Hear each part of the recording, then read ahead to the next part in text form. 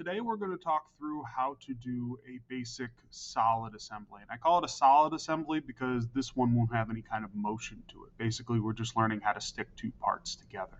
So what we're going to do today is we're going to take this drawing of a flag and this base, and we're going to put it together so that way the flag is in the center of the base. So what I'm going to do is I'm going to go to my assembly tab, which as you open an Onshape file, typically there's one there. If there isn't, just click the plus and click on Create Assembly, and it'll make a new tab for you. Now, something I do want to point out, all the files you plan to put together should be in the same Onshape file, so they should be listed down here. Okay, so now I'm going to go into Assembly, and I'm going to click Insert, and then I will place my base. So I'm going to click on it, and you can place it anywhere on the screen. Now, it does help that the first part you place be oriented the way you want your assembly to be oriented. That saves a lot of headaches in the long run with Onshape.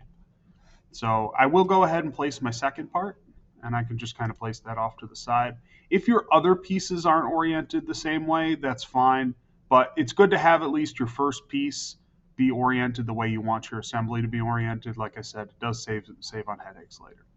So now that I have my two pieces, I'm going to hit the check mark. Now, the first thing you want to do is the piece that you have oriented the way you want it, you always want to make sure that's locked so that piece doesn't really move. So I'm going to right click on it and click on Fix. What that'll do is it keeps it from moving on the plane. So like the flag, I can click and I can move it, but the base now I can't move because I fixed it. So now I'm going to attach the flag to the base. And it's actually really easy on Onshape. This is where you're going to use a fastened mate. So I'm going to click on that. And you'll notice when you go to a surface, it'll give you mate connectors. And these connectors can appear anywhere on a surface, and they typically have a central one, and then they have center ones for either edge, and then they have corner ones.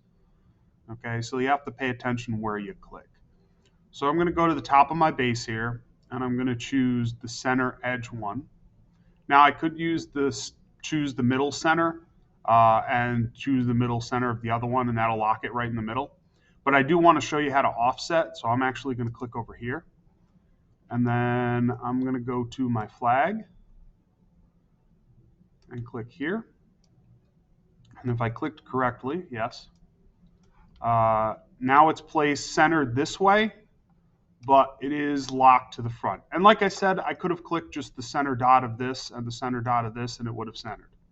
But I do want to show you how to offset, so that's why I'm going to do it this way. So I'm going to choose offset. Now this gives me the option to move my object. And you'll see it has an X, Y, and Z axis on where they're mated.